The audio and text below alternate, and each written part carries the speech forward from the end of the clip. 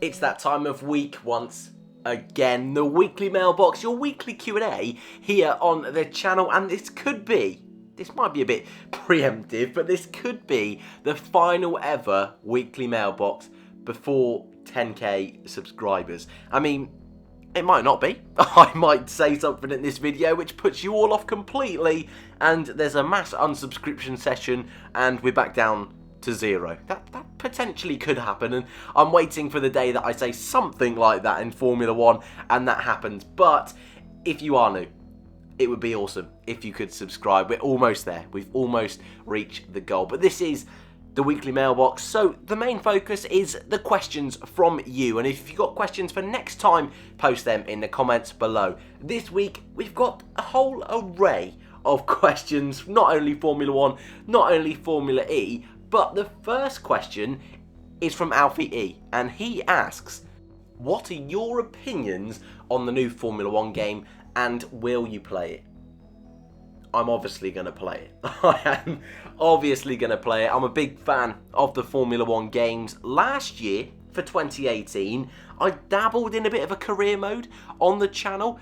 Didn't go very far. In fact, it didn't get past Melbourne. And if you're any sort of Formula 1 fan, you will know that didn't get past episode 1, so that's not good. However, the 2019 game, I'm hoping to do things a little bit different. First of all, yes, I'm going to play it. I'm going to play my heart out on this game like I do every year on the Formula 1 game, and consistently, it's probably my most played game of that particular year.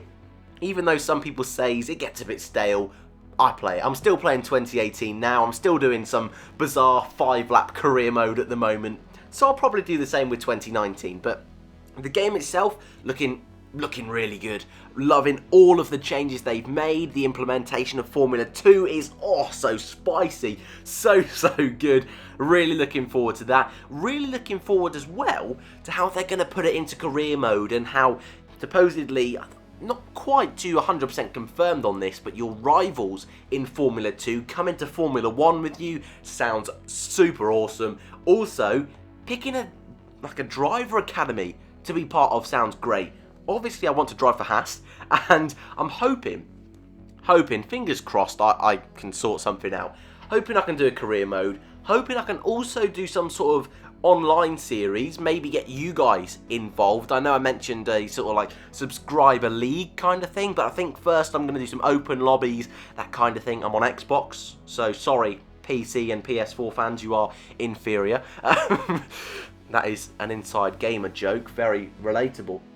But no, the game looks good. I'm hoping to do a career mode. I'm hoping to do some online stuff. Hopefully that is all cleared up. The graphics for me are looking brilliant. That was one of the big things over the last couple of years. Yes, obviously, I want new features, and we all want driver transfers, livery changes, but that's not possible with licensing. There has been a big change with multiplayer, and this year we will have custom liveries, which is brilliant, and I'm hoping we can have more customization with driver suits and things like that. Again, still to be confirmed, but I will be getting this game as soon as possible.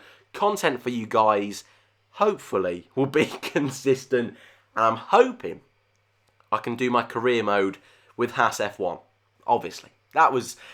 Is that a surprise to anyone? Not really. But that is the plan for now. But of course, over the next few weeks, I'll keep you updated. And of course, if you've got any suggestions or want to tell me that, I need to do something different, please feel free to chuck it in the comment section below. Next question comes from Mohammed. A little bit of a longer one this time. But should Formula E consider using more purpose-built, wider circuits like the Tempelhof Airport circuit, which I really enjoyed the race? He then goes on to say that racing at street circuits can sometimes be quite frustrating. And you know what? It's a long question. I think I get the gist. And he's asking about Formula E circuits. Should they be a little bit more open, to be a little bit more, I don't want to say experimental, but going on circuits like the Tempelhof Airport, and probably more to the point, like Mexico. The Mexico circuit in particular, it's just part of the Formula 1 circuit, nice and wide, nice and juicy. The Tempelhof Airport is literally on the airport, on the runway, but it's just a super wide layout. For me, I think the best races this season have been the ones that naturally have more overtaking opportunities. The circuit is a little bit more forgiving. My favourite race this season was Chile, Santiago, which was a little bit of a mixture of both, to be honest with you. The first and last sector were quite wide, but the middle sector was quite narrow. However, for the most part, it wasn't really a full street circuit. It went through a park for part of it. And I think that's it for me. I prefer the ones where, yes, there's more room. And I know for a lot of people, the appeal of Formula E, like most street circuits, is the chance that drivers could hit the wall at any point. And I get that. That's awesome to know that at any point the whole race could just turn on its head, like it did in Santiago in Chile, which is why I love that race so much. But, and I say this with Formula 1 as well, I say this with Formula E, Formula 1, all racing series, is that you've got to have a mix. Because if every single race was the same, it would just be boring. It really would. You know, we just had Monaco in Formula 1, which I said before the race, I think it'll be good. I love the race. And yet, before the race, people were saying it's awful, get rid of it. And after the race, people were saying it's awful, get rid of it. So, you're never going to win in these sort of situations. But to answer the question, I do think Formula E should put in a few more purpose-built circuits sprinkled in the calendar. Because, yeah, some, like Paris, like Rome, are a little bit too narrow and restrictive, I will say. But thank you for the question. I really enjoyed that one. And Formula E questions, as always, put them in the comments below. I'm equally as likely to answer those as Formula 1. Next question from Abysmal Luck. Is the kind of question that's going to get me in trouble. To be honest with you, this is the kind of thing which is going to trigger people and force people to unsubscribe, which is an awful timing from me. But you know what? I really enjoyed this question. I thought it was a little bit of fun, a little bit different, and it's one that I feel's not spoken very widely about. Also, I'm not including Romain Grosjean in this list because that would be stupidly biased and stupidly wrong. The question is, who are the best 5 drivers in the midfield? Danny Rick, for sure. He's got to be in there. This is going to be in a non-particular order because I don't want to upset that many people, but the king of the overtake, king of the late braking, lick a stamp and send it. Yeah, on his day, I think he could beat anyone, to be honest with you. So Daniel Ricciardo for sure. Kimi Räikkönen, world champion. Man, he had the best point. I think he still does have the best point scoring record this season of all the midfield drivers. Scored in every single of the first 4 races this year. Was the only guy outside the top 6 to do that. So in a team like Alpha, he's doing, a really stunning job. Sergio Perez, in actual fact, is someone I'm going to include in this top 5. Someone who I've not given a lot of love for over the last couple of years on my channel. But honestly, he is super, super consistent.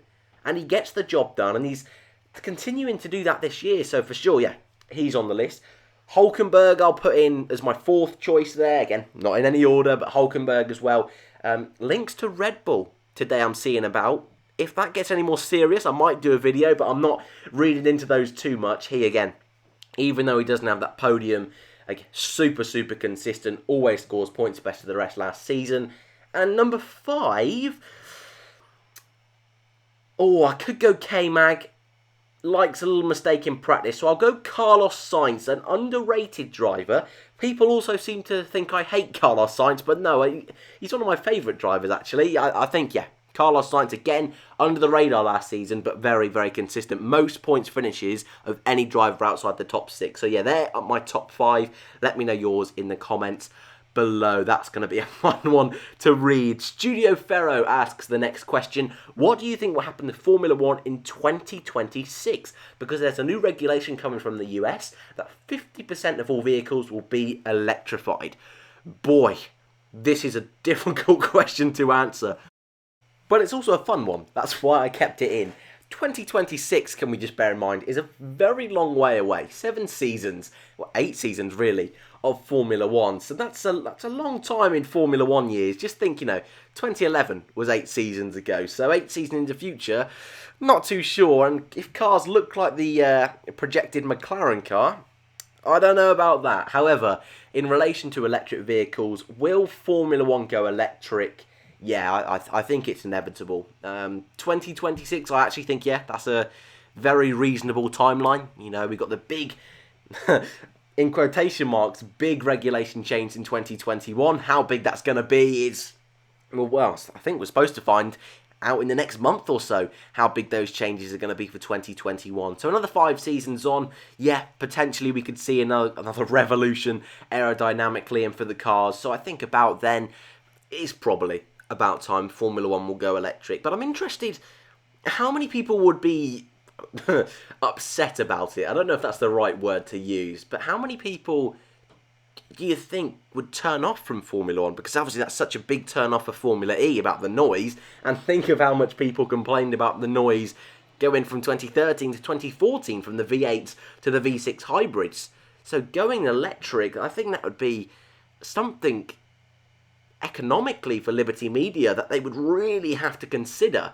Yes, diesel, petrol, engines themselves are going to get more and more expensive as renewable energies get more and more less expensive. So it's a huge undertaking for Liberty, and it's something that they're going to have to take the gamble on eventually. So yeah, there's I think it's 2030 in the UK that electric vehicles are the only ones able to be sold. So I think that's in accordance with the Paris Accords, I believe. So yeah, 2026 I imagine will be the start of when murmurings will come around. And the final question, something a little bit fun. What's your favourite livery of all time? And that comes from MG. What a question. And as always, our 5th and final question I leave open to the floor. Obviously I answer it as well, but it's the one that I like to leave just at the end to get people thinking. So put your answer in the comments below. I think we're going to see a vast array of cars. And if anybody puts the Earth car from Honda in 2007... 2007, you're brave. You are very, very brave indeed. Some of my favourites over the past few seasons include Ferrari's 2018 car. Really like that one, except the number was awful, but without the number, really nice looking car. I really like McLaren's car this season. Love the blue integrated into it, done a much better job. The Brawn 2009 car, again, beautiful. Just looking at it now, it's really great. 2017 Sauber is a bit of an out there one that I really like, but my top dog, the Big Daddy, for me is Lotus 2013. If you followed the channel for a while, obvious that I've picked a Lotus. But of course, the Marlboro McLarens, some of the 1970s Ferraris, some of the late 90s Williams look really great. But again, I want to just leave this one open. I want to see all your crazy ideas in the comments below. As always, if you've got questions as well, feel free to put them in the comments section. So a few of these questions actually I took from last week's episode, so of course, feel free to do so if you would like your question to be answered. Thank you for watching. Again, if you are new and you want to join before we hit 10,000 subscribers, please feel free to do so. Thank you for watching, and I'll see you in the next one.